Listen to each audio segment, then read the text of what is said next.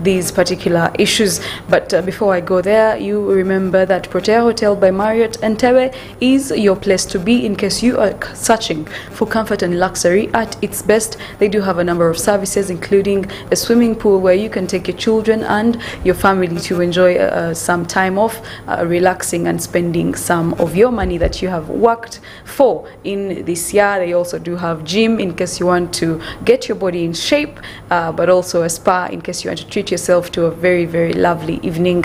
They have different cuisines and continental dishes on their menu that you can go and try out, but also not forgetting that they host a number of parties, events, and of course any other party you can think about. You can contact them on the numbers that you can see or on your screen, and of course reserve yourself one of those services like I've mentioned. Lastly, they do have accommodation where you can sleep in with friends and families, with friends and family, and enjoy a day off.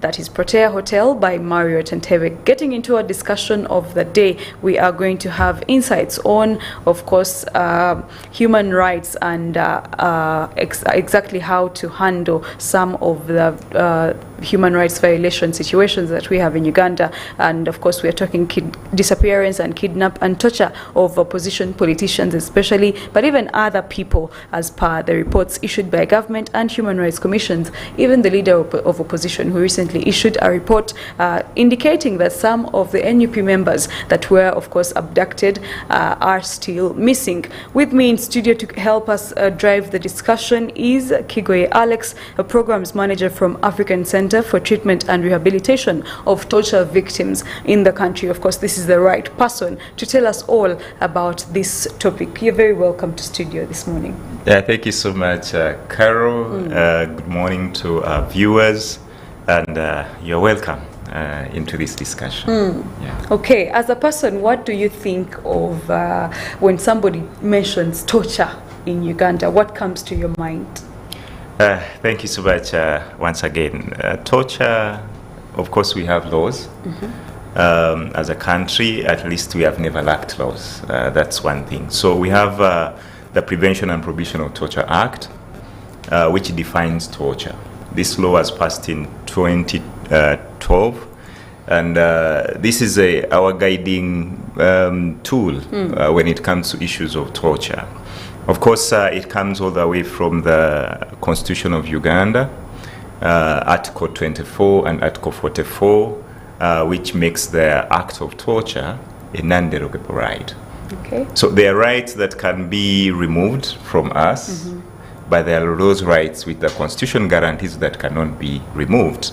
And freedom from torture, cruel and inhuman degrading treatment is one of those rights which cannot be removed and taken away from us, no matter the situation. We can't say that we are in a state of emergency, let us torture people. We can't say there's a lot of COVID. These are the discussions we used to have during COVID when people were being tortured in the name of preventing COVID. Our constitution says no, we shouldn't be torturing. And also coming to the international law, we have the Universal Declaration of Human Rights. This week we have been celebrating 75 years of the Universal Declaration of Human Rights. And this is a tool that was put 75 years by all member states around the world, saying that we should uphold people's dignity, we should uphold the rights of people. Just like one person said that someone denying human rights of a person is taking out their humanity. So, and within there, of course, Article 5 of that declaration also talks about torture. And then again, on the international law, we have the Universal Convention against Torture, which is also a convention that Uganda assented to and ratified. And we said we shall live with these principles. So going back to your question, that what comes to my mind when someone talks about torture, there are two things. One, there is the law, which says that torture is an act of inflicting severe pain, to which it can be psychological, physical, intentionally done to a person with purposes some of the purposes listed there. One is for extracting information, instructing a confession, or wanting to punish a person for an act done, an act suspected of to be done by that person, or to intimidate and coerce this person. And all of this, if it's done unlawfully, then that's an act of torture. However, there is this moral principles again. So there is the law which actually gives us the parameters where we should define torture. But again, in principle, in morals, when we move around communities, even to us, sometimes there are these acts which you see, they may not meet the standards of the law, but again, they are torture. For example, there are things that people do to just dehumanize, stripping someone's dignity. It may not be for a specific purpose, but someone is doing it. And to me, really, this could be acts of torture morally. So my understanding rotates around there. Okay. And when you look at our organization, the African Center for Treatment and Rehabilitation of Torture Victims, we have had 30 years of treating and rehabilitating survivors of torture. We are founded in 1993. And with all these years, we have been rehabilitating people. One thing I know that, again, when going back to your question, that what comes to my mind when we talk about torture, the other bit is the effects of torture. That when we talk about torture, it has these psychological, physical effects that can be long-lasting. And from experience, from observation, torture is one thing that I wouldn't wish anyone to experience, because of its dire effects. We have had people losing their limbs, we have had people losing their eyes, we have had people losing their, getting these chronic conditions. Someone develops hypertension forever. Someone develops a mental illness forever. So when we look at all this, that's what comes to my mind, that torture is an illegal act, torture is an immoral act, and torture has these devastating effects that are so gruesome that no one should want anyone to experience. And even looking at the acts of torture, that its effects, one, it goes even beyond a person. Carol, you might be tortured as a person, but these effects will go to your family, will go to your society. So talking about torture and human rights in general, that is how grave it could be. And that's how important, that's why it's very important, and I like it that Carol and the Family TV have brought these discussions, that we should, these are issues we should be talking about as a community, as a people. We should be checking ourselves, where are we getting wrong? We should come back to the right path. We should respect human dignity. We should respect human rights. We should respect one another. We should respect equality. So all these discussions are very important to us, because once we don't respect this, once we don't observe rights, then the effects are so grave. They're grave in such a way that they affect you as a person, they affect your family, but as a community as well. I'll give you an example that one time I had one of our clients was tortured by one of the groups in the country. One of the things that, this was a driver, a taxi driver, they broke his back. So when his back was broken, he couldn't drive his car again. So his source of income is affected. He cannot work again. That means even the taxes he was paying to this country, he can no longer pay them. This person had a family, a young family. What happened, because his back was broken, his lower limbs couldn't function, including his private parts, meaning he could no longer perform his conjugal rights. The wife had to go. Oh. So when the wife went, now left him with 2 children who were in school. Because he couldn't afford now school fees, the children dropped out of school.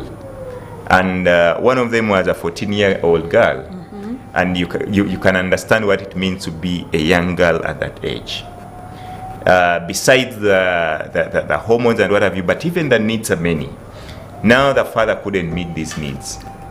What happened? This girl went out, she became pregnant at that tender age. Now you can see how the effect of torture has evolved into now even reaching the young girl becoming a teenage pregnant mother at that age. And you can imagine what now this kid can do for that child.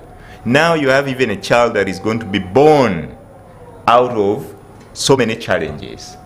This child who will need a lot of care, but even the carer has no means to take care of that child. That's why when we are talking about issues of violations, issues of torture, they should go beyond us, or us looking at that person that have tortured, but go beyond their family, the society we are in. Sometimes we forget and think that we are only doing this harm to this person, but the effects go beyond, and they have far-reaching effects at that level. Yeah. Okay, thank you so much. Now, you have mentioned a number of things, but to start with, I would like to understand your perspective on the fact that torture can be physical, but also it can be mental and psychological. We are having scourging numbers of people going mad or mentally unstable, and Butabika is full to the top. Some of these cases are torture victims, and it affects their mind. As an entity, ACTV, and as an expert, a person who has worked closely with torture victims, what do you think causes people to get mentally tortured? And then how do you help such a person who is already in that situation? Talking about mental torture, and that's where actually we still have a gap, and a very big gap. Many times when we talk about torture or abuses, people will always go straight to the physical abuses or physical torture. But experience has shown that there are a lot of people that are tortured psychologically. And as it is stated within the law, but also within our observations, one, torture is psychological torture is a form of torture as well. So when we are looking at issues of torture, we not only look out for physical effects, all physical forms of torture, but we have so many psychological forms of torture. And many times people or torturers have preferred this method because it will not leave a physical mark. So it will be very hard for someone to trace. And many times actually we have been battling even with lawyers, with the police, with the courts, even to let them understand that actually someone can come to your court alleging torture without any physical mark, but they have psychological effects. And one thing is one thing again we have observed that with psychological torture, it has so long-lasting effects.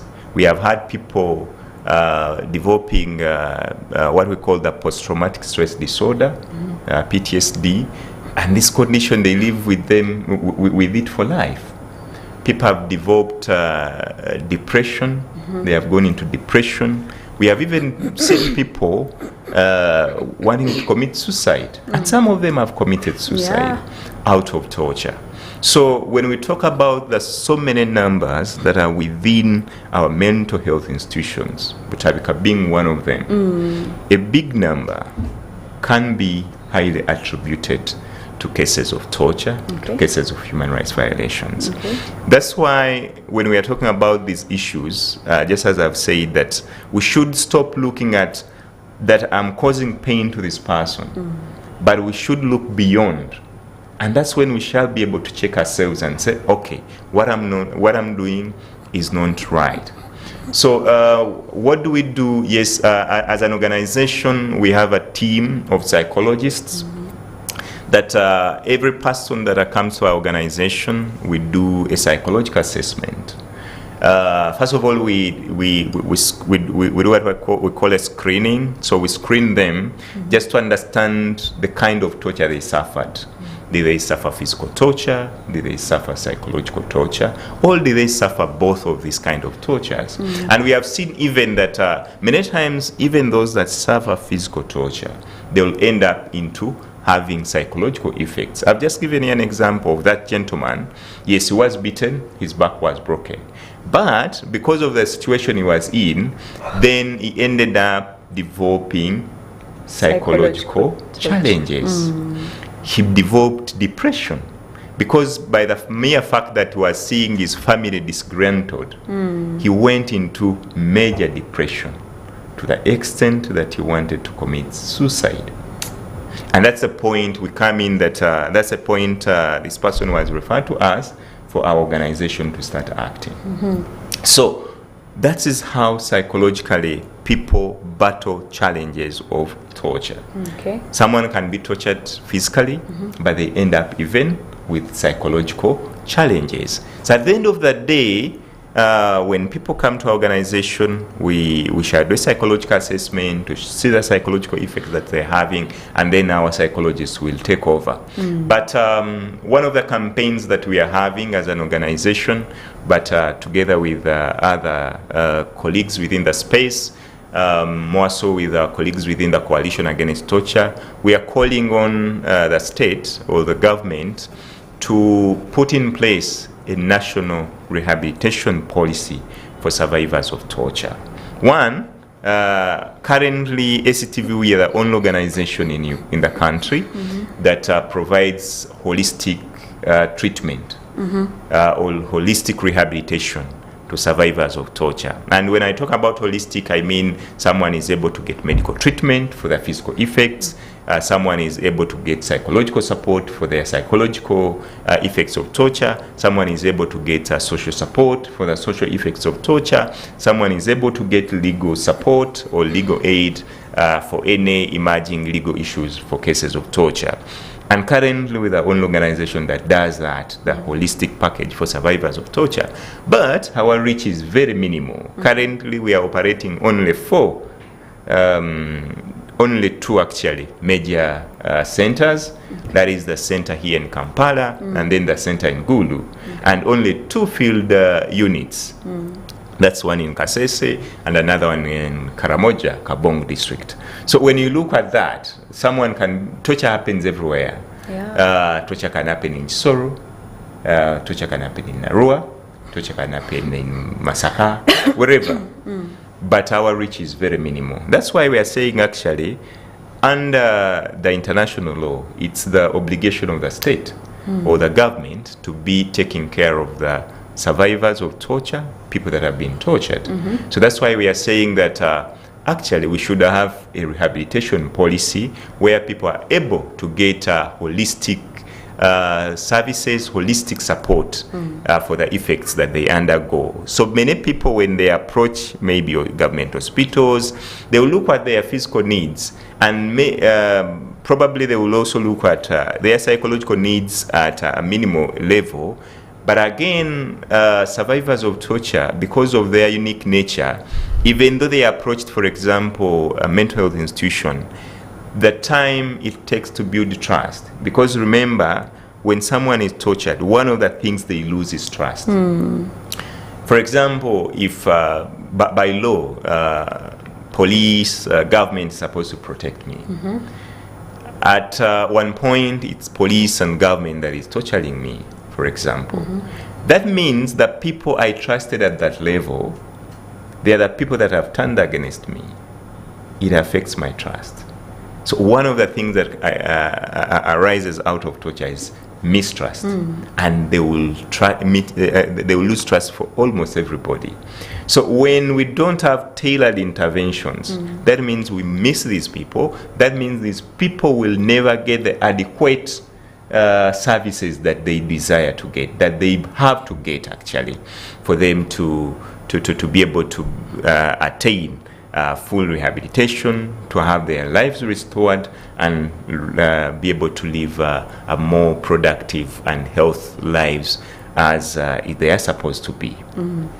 Okay, so as the African Center for Treatment and Rehabilitation of Torture Victims, working closely with the victims of torture, what are those causes that you've found out that are the leading causes of torture? Yeah. Should I pair that with effects as well? It's okay. One thing is causes of torture. Torture, one of the major things that we are seeing that is leading to torture. One, we have the issue of impunity. That many times when you look at our numbers, that the people that are alleged torture have been tortured by either security organs or a government official. So, and there is limited accountability for this. Okay. So when we are in a state that I can torture and nothing can happen, then we are building and bleeding a state where torture can flourish. And that has been one of the problems, that there is limited accountability and then continued impunity when it comes to issues of torture. The other thing that has manifested is the whole issue of ignorance. Ignorance on two sides. One, we have a community that is actually ignorant about issues of human rights, about issues of torture, about issues of laws. So what does this mean? That when people are ignorant, one, they can't hold the responsible people accountable for such acts. But they also, because of their ignorance, engage in acts of torture. Many times, of course, we have had now a significant number of people that are being tortured by private individuals. Including torture of children, including the growing numbers of domestic violence, including increasing numbers of torture around issues of land. And many times these are private people, it's Carol and Alex that are going against each other in this line. And many times it's because of ignorance. That, yes, I don't know that when I have an issue with Carol, I can take the course of the law to have them, these issues solved. Of course, the other thing that I've talked about is the moral decadence, that many times we have lived a society that is violent. And because of this, there are a lot of morals that have been broken. And we are living a cycle of violence at that level. That because I saw in my family when I was growing up, the only way to solve issues was when my father is beating my mother. So I take that as a culture. So we have had a number of people that have grown through that. And when it happens, many times when we are engaging, for example, with the police, with the army, they tell us, okay, these officers that we are saying that they torture, they come from you. They come from the society. Meaning that we also have a problem within the society, which actually nurtures people to be torturers or to be violent. Because we have had a system where we are tolerating violence. We agree that the only way to solve issues is torture or being violent. Then these principles, people take them as principles. Many times when we are talking to people, more so when it comes to parenting, we have had this argument. Of course, this being also a Christian TV, there is this saying that throughout spare the stick and spoil the child. we have had these arguments around that. You see, when the child grows knowing that the only way, one, of discipline is beating, but also, again, the only way of solving issues is beating, that's already violence. And we are inculcating in them the spirit of being violent. We're arguing, saying that it is possible, actually, to upbring children, to bring a society of dialogue rather than violence. It is okay to dialogue with children. I know that culture is not our culture in Uganda, that you have a parent and is discussing with a 5-year child. But now, at that 5-year child, if you bring that discussion, they grow knowing that, okay, I can listen to different views. I can tolerate different views. But at one time, I can be able to reach a common understanding about issues. And then we move forward. So that discussion, those discussions are sometimes, these are the discussions that we lose. And at the end of that day, we have a cycle of violence. You have stepmothers beating their children right, left, and center. I think I saw on one of your TVs or your programs where I think last week one of the child was banned for 500 shillings. And this is a mother that is banning this child for 500 shillings. And that is an act of torture, actually. Now, what are the implications? One, this child, you are traumatizing this child. They will grow feeling inferior in society. Two, you are going to incur a lot of costs. You wanted to save 500 shillings, but now you are incurring a lot of costs for you to treat this child. But at the end of that day, even you who has committed this crime, you're actually supposed to be accountable. We shall imprison you. Now you see what is happening.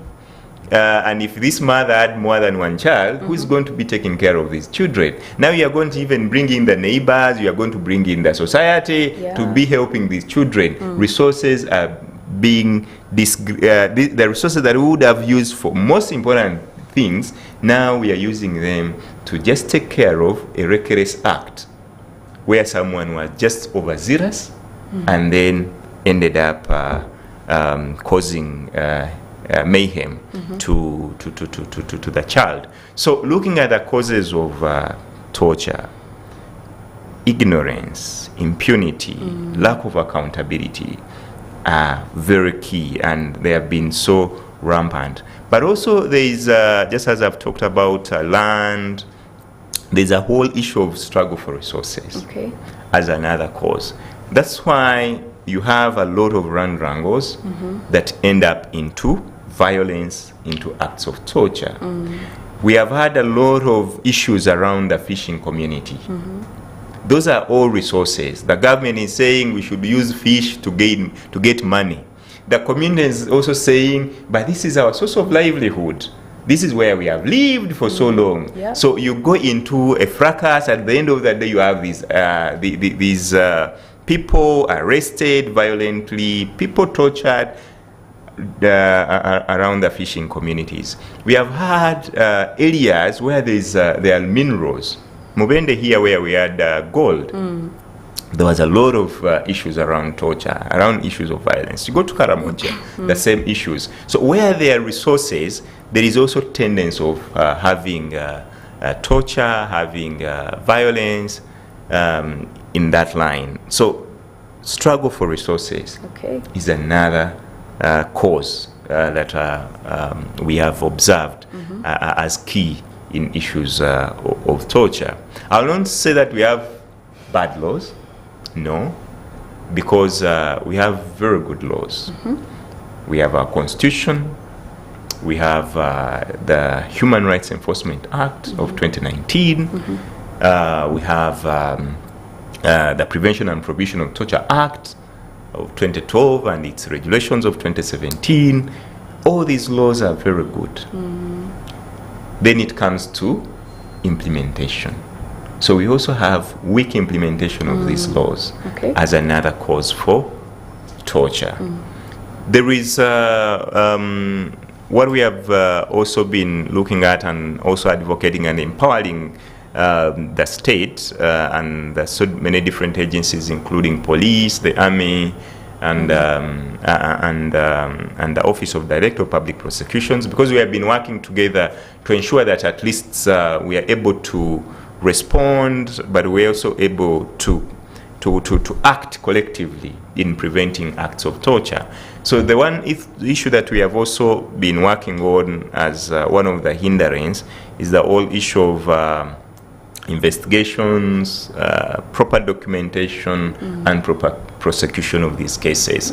So we, as an organization, we rolled out a number of trainings of police officers, mainly those in the criminal investigation department, that's CID, and then we have also worked with ODPP to ensure that there is proper documentation and proper prosecution of these cases, using the right laws, using the right documents. But also we have been working with the Army, that's the UPDF, training them to be able to prevent, to be able to respect, to be able to exercise their roles within the human, while observing the human rights standards as prescribed within our laws. So those are some of the issues that we have observed as the major issues that are surrounding torture and causes of torture.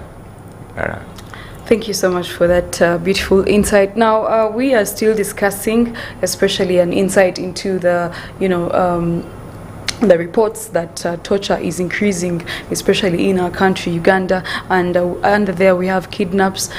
We have opposition members who were kidnapped in November 2021 and November 1st and 2nd, 2021, and up to now they have not been seen. And of course we will come back after the short break to look at detailed reports from the Human Rights Commission, but also what does government say about these things. And then we shall also look at the role of the church in preventing or doing away with torture completely from our society. My name is Carrot Mwina, you're watching Issues at Hand. We'll be back. We are powered by Protea Hotel by Marriott Entebbe. Issues at Hand, powered by Protea Hotel by Marriott Entebbe. Comfort and luxury at its best.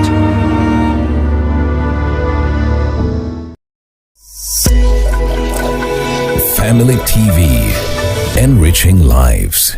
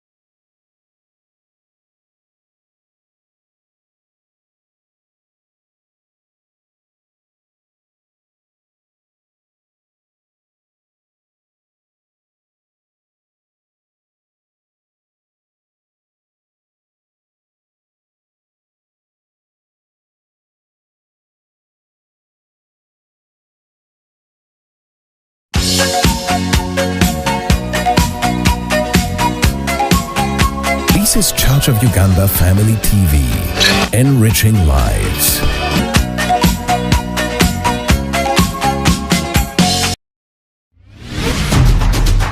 Issues at hand, powered by Protea Hotel by Marriott Entebbe. Comfort and luxury at its best. You're still watching Issues at Hand, and in case you have just joined us, we are already halfway our discussion, and we are talking about none other than, of course, torture and the victims, how exactly it has impacted our community, but also how can we solve the challenge of the torture, the ever-growing torture in Uganda. What has government done about it, but also what are other stakeholders doing about it? One of the stakeholders is African Center for Treatment and Rehabilitation of Torture Victims, where our guest comes from. His name is Kigoye Alex, and he is a programs manager down there. I'd like to start by asking for what you think, or your opinion on the torture victims that disappeared, particularly the NUP, National Unity Platform members that were kidnapped, taken into custody. Some of them came out of there with the torture marks on their backs, on their arms and legs, and others up to now, they have never been found. Was this handled well by government, or does it paint a bad picture of how much injustice we have going on in the country? One thing I would say, as civil society or as an organization, we are glad that issues of human rights are being discussed, even in Parliament. Mm-hmm. For us, that's a major step. Previously, we, of course, the Uganda Human Rights Commission, which is a body that was put by the Constitution, that is the Uganda Constitution, it has been there making human rights reports ever since its inception. Mm-hmm. Of course, reporting to Parliament. When you look at the time that is being allocated to issues of human rights, even discussing the report of Uganda Human Rights Commission, for those years it was just limited time allocated to issues of human rights. So for us, if issues of human rights are being discussed now, we are very glad that now at least the country is seeing that issues of human rights, they are not issues of civil society. Because previously they used to say issues of human rights are issues of imperialists, are issues of civil society, are issues of, because civil society actually is serving a donor, we are just doing donor work. And that's why we are talking about these issues. So I'm glad that we are getting there, that we are understanding that issues of human rights, they are issues for, of all of us, including the politicians, including us, the people, the church, and everybody. So for us, that's a good step in the right direction, so that we are able to discuss about these things, actually discuss about these things in the light. Let us engage each other about these issues, which is very, very critical for us. Talking about people that have been allegedly tortured, people that have been allegedly disappeared, and all the reports and what have you that are coming up. So having the opposition, lead of opposition, but also the parliament itself coming out to talk about these things and talking about bringing out reports, and also government coming out to respond. So that is one good thing. Whatever the content of the report could be, that is one thing that we are acknowledging, that we all have a responsibility. Just as I've talked about one thing in the beginning, that one of the things that causes torture is lack of accountability. So if the government can come out to account, yes, there could be an allegation. An allegation can be right or wrong. The role of the state is to come out and paint a picture of what is right.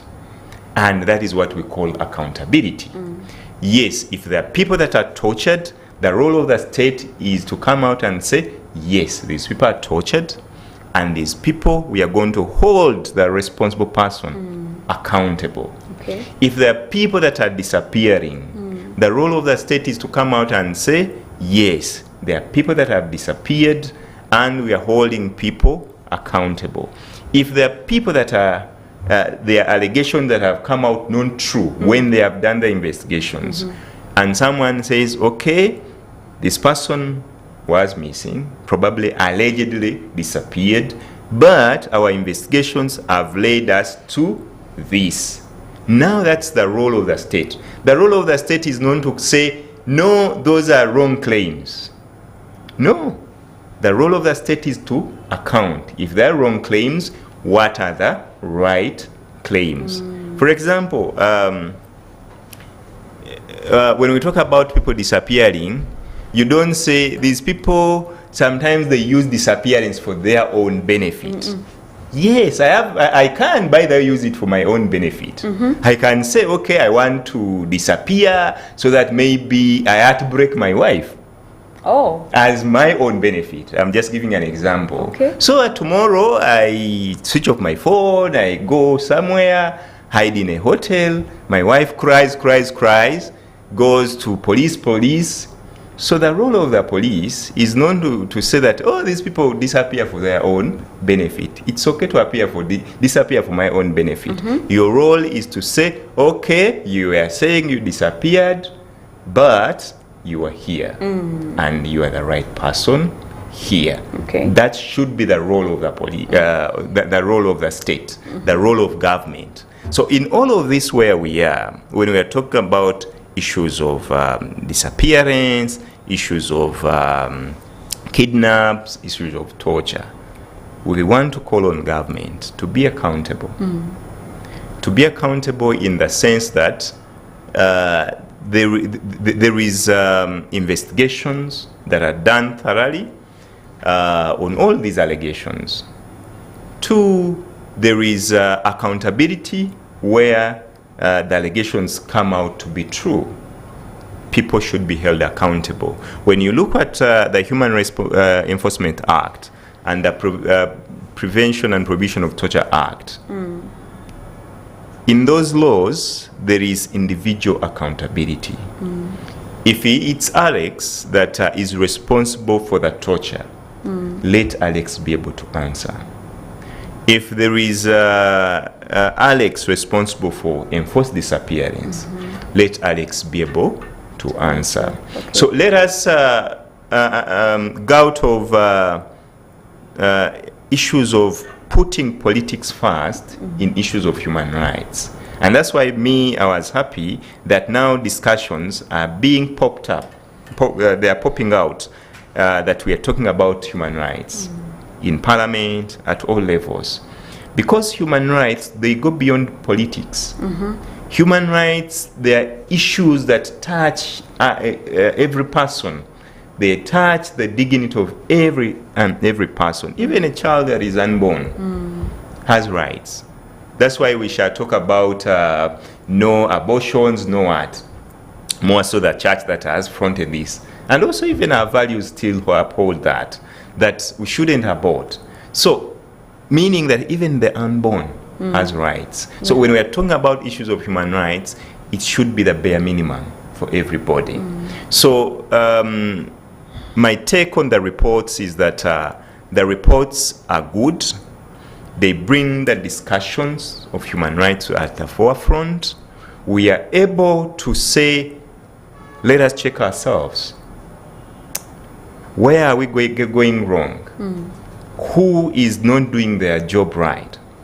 And then we take collective responsibility. Okay. The politicians, doesn't matter where you are, whether you are opposition, where you are government, politicians, you have a role to uphold human rights. And of course, even the other entities. But as I've said, the major role of government, the major responsibility of government is to be able to account for all violations. It's good that our country has put measures. Of course, when you look at you look at the Uganda Human Rights Commission, that is their role that they were formed to be able to hold the different state agencies accountable on issues of violations, on issues of human rights. And that's why it was created as an independent institution to be able to check these different other institutions and then report to Parliament. But as I said, that Parliament, many times the issues of human rights have been given very limited time. It is now that actually, I think in the last 3-4 years that they are being put on the forefront, given more time. So we shall, personally in civil society as an organization, we shall thank the leadership of Parliament that is recognizing the importance of human rights, so that we have discussions about these issues. We have debates around these issues, so that we are able, all of us collectively, to be accountable to one another, but also to respect issues of human rights. Thank you so much for a beautiful, beautiful discussion. Now, because of time, maybe we shall wrap up with your last words towards anyone out there who could be depressed and what they can do to solve that challenge. And also, any last word you would have as a package for our viewers. You asked me a question that what should be the role of church? Oh, yeah. I can't go without talking about the church, because church is a major stakeholder in issues of community, but also in issues of justice. So one thing is church has to continuously talk about the morals, just as I said that one of the major causes of torture is our moral decadence within the community. That's why we have a lot of child torture, a lot of domestic violence, and other issues relatedly. And these are issues, these are things done by the Christians, the Muslims, and whoever. And so the church has a major role in there, being able to shape our morals and values within the community, so that we are able to see violence as something bad. Two, of course, the church also has the responsibility to check the political powers that are within the space, mainly by talking about these issues, but also dialoguing, calling these leaders to order, because as a church, we have the church has a major is a major player within issues of politics and issues of governance, because when you have church out of the way, that's why all these issues emerge. And historically, where the church has been left out, where the church has been coerced into a lot of when the church has been left out of issues of politics and governance, we have had a lot of violence, turmoil, when we talk about Janan Rumu's killing, and there's so many issues that have happened, in the 70s, 60s, and the 80s. So that's why church remains a major player within the space. So once again, I want to thank you, Carol, but also Family TV, for hosting us, as an organization. As an organization, this is a campaign that we always call upon all players to come and join this struggle of advocating for a community, of a society that is free from torture, where we respect one another, where we respect dignity of one another. So we call upon all of us to be into this struggle, into this campaign. But most importantly, when you come across someone that has experienced any kind of torture, please don't hesitate to reach out to ACTV to help, so that these people can be able to get support. We have our offices located in Kanyanya, just opposite Gas Petrol Station, and we have another office located in northern Uganda, that is in Gulu, around Laibi Division, and then we have another office located in Kasese, and Karamoja Kabong district.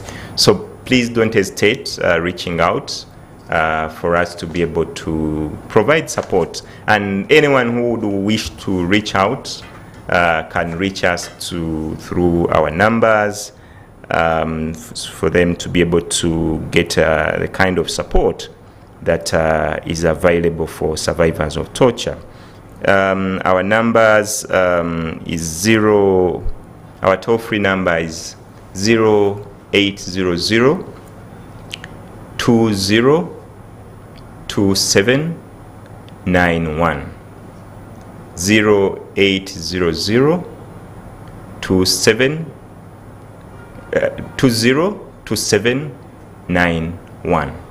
So you can reach us during working hours for any question, any comment, discussions really, and also you can refer to us or you can come to us for support once you have experienced torture or any kind of violence.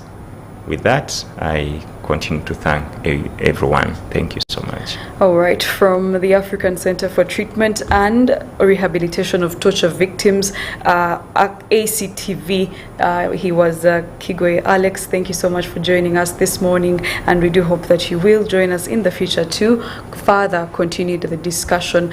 From myself and the production crew, Humza and Shama on camera, as well as executive producer and our producer, Adrian Austin.